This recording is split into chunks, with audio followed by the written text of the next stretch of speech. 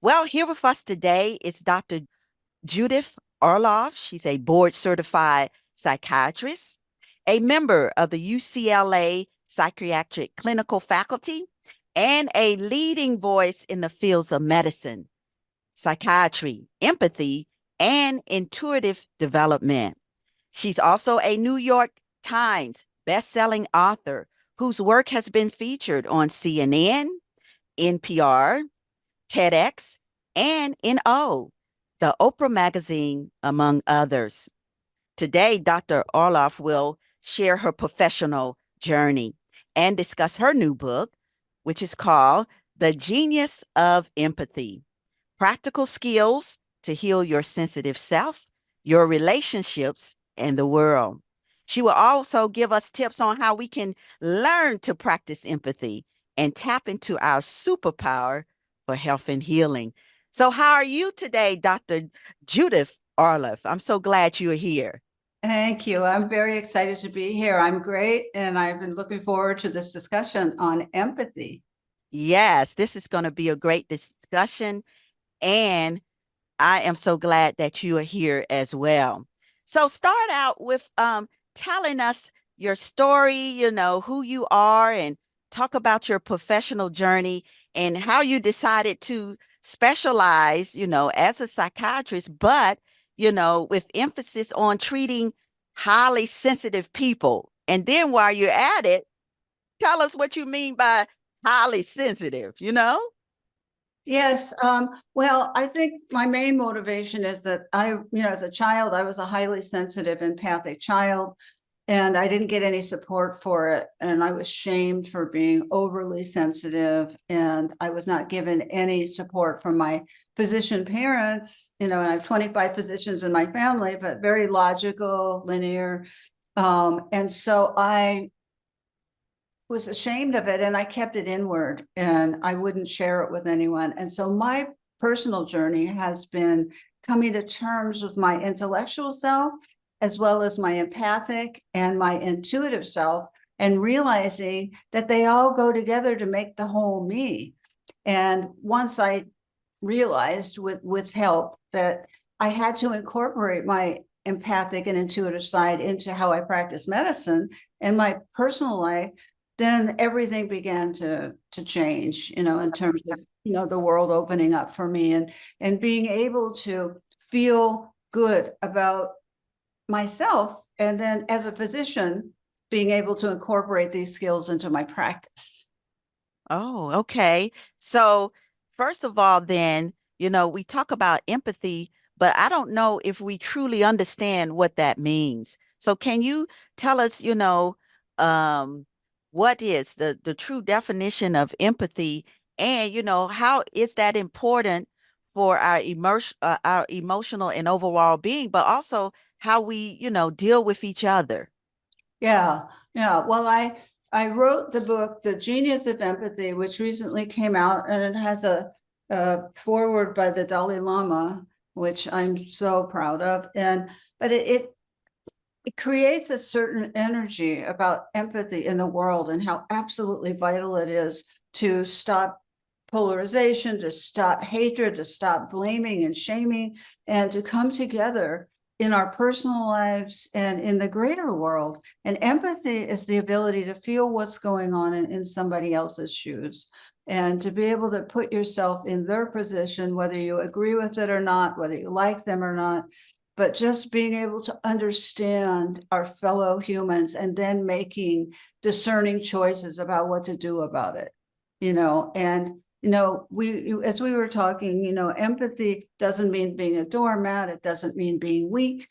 It means being able to feel what's going on in other people. So at the very minimum, you can have compassion for them, but you don't support abusive behavior. You don't support anything that isn't the most positive for you.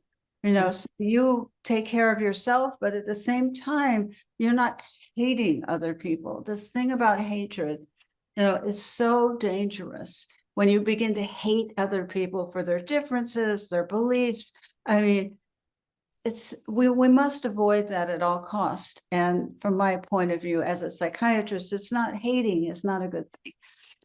We could not agree. We could not want to be with them. We could set limits with them. We can do all kinds of things. But hating is, that creates more hate, and then thus the predicament we have in our world. So in the Genius of Empathy, I want to teach people how to feel what it's like in someone else's shoes, just for the reason of understanding them. It's good to understand each other. People, this is, as a psychiatrist, this is what I've seen with people. People basically want to be seen, they want to be heard, they want to be valued. And if you could give them that, that's the first step to coming together with our fellow humankind. To realize we're all on this planet together. This is not something separate, like we're here, there, we're all together.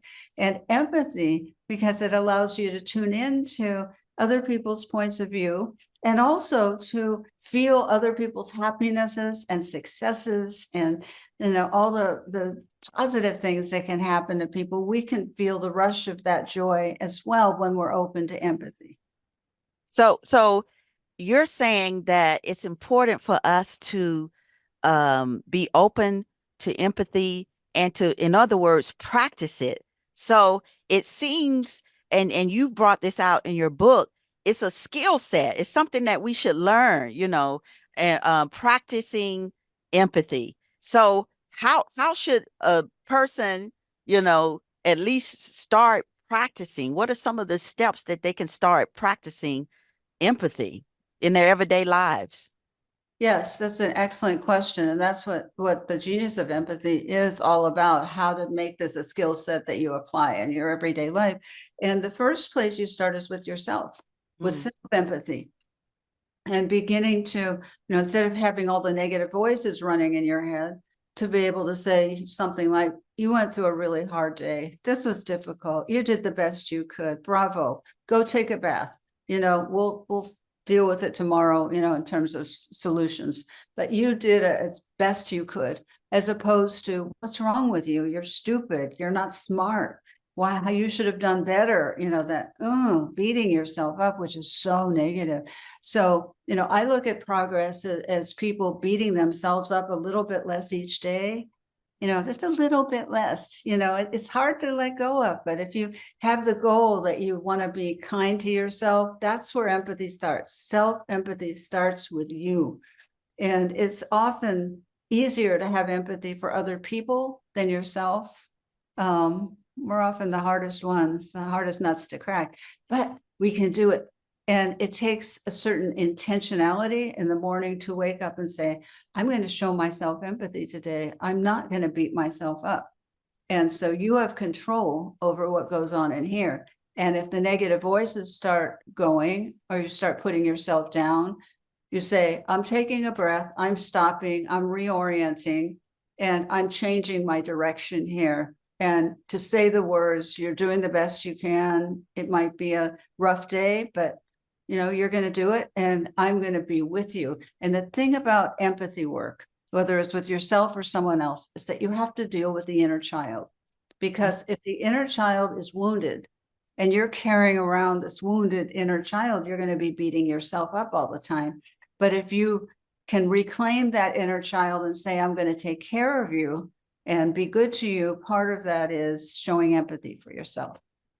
So tell me then, so you talked about earlier that it seems like when we look at society and just being out there in the world, it seems, well, we definitely can say that we're not practicing empathy, but it seems like we're just hating each other more, And so is it because the reason why maybe we're hating each other and not liking each other and treating each other so badly is because maybe we don't like ourselves. We might have some kind of undercurrent hatred or trauma that we haven't taken care of within ourselves. You think Yeah, so? sometimes that's true. If you've, gone through a period of abuse, if your parents were abusive, alcoholic, neglectful, narcissistic, if you were brought up that way, unless you do some healing work on yourself to incorporate the positive self-image and the self-empathy, can become the perpetrator. And that's been shown. It happens in generations of families where the abuse just keeps going generation to generation until, there's someone who says, no, no more. I'm not passing this down to my generation or anybody else. I'm going to heal this in myself, the hurt that I had being abused or whatever difficulties you've been through. And I just want to say to everyone listening, I am so sorry you were hurt. And I'm so sorry there was nobody there to protect you. And I'm so sorry people can't apologize on their own because they're not big enough. So I'm going to do it for them. If that's any comfort to you, I really want to apologize for those people, because it's not fair, it's not right. And you're at a point where you could begin to show empathy for yourself as part of your healing. Yes. And so I'm really loving that, that you're making sure that you emphasize that we start with ourselves, because I think we get caught up, especially as women, we get caught up in taking care of everybody else, and we seem to forget ourselves. And That's so, right. hmm so I think it's important. What do you think for I women? think it's so important for women to, really prioritize themselves and put them up to number one, for a lot of the time, and not number 10 or number 15. You want to be number one, and you want to always ask yourself, how can I treat myself with empathy today? How can I give myself that time for self-care so I can at least replenish a little bit? And so you could begin to talk to yourself in a very gentle way. And it's very reassuring. You're not going out to other people to reassure you. You're talking to yourself, honey, this was hard. You did it. It's great. You're covered right now. If you need support, you can call your friends, anything, but you start with yourself. And, all that hatred that goes around that we were both talking about, what that does is that increase your stress hormones, that increases your adrenaline and norepinephrine, which makes your blood pressure go up, and which causes decreased immunity and high blood pressure, and even preempts heart disease. So you don't want to have all that hatred. It's toxic biochemically to your system. You hating someone else is toxic biochemically to you. They don't care. You're not getting them back. So empathy is realizing, be smart about the science of empathy and hatred and all that. That will only turn against you. So you're going to end up in the hospital with a heart attack from all that hatred. I mean, not always, but I've seen it happen. Mm-hmm.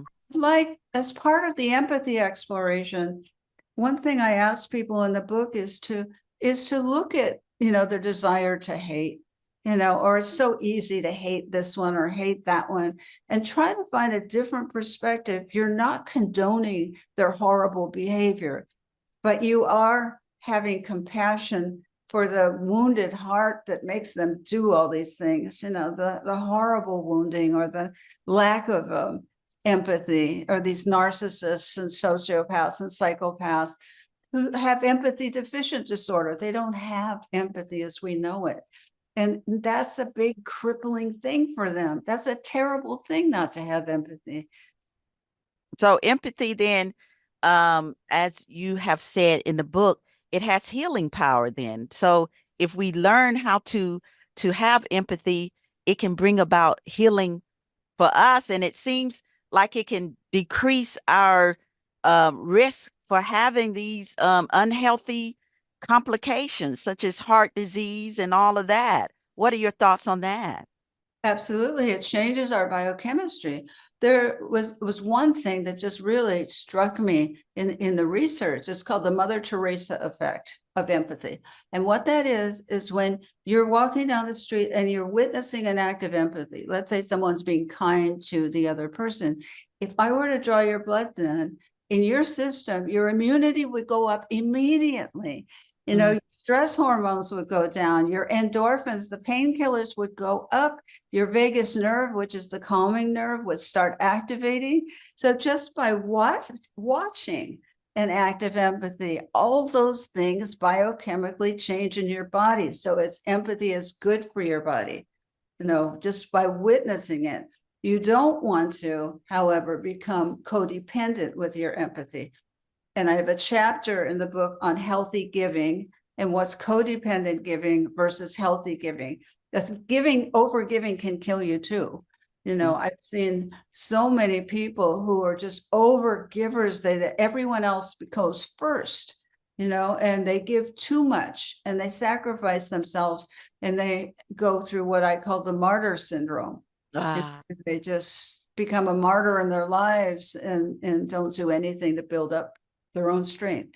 So it's important to be a healthy giver and not be a codependent giver. And if you're always thinking about helping other people, it's too much. You know, you need to think about helping yourself. You need to not think about helping at all and just go out and have some fun, you know, and do things that are not helping related, because empaths can go overboard with being helpers and caregivers.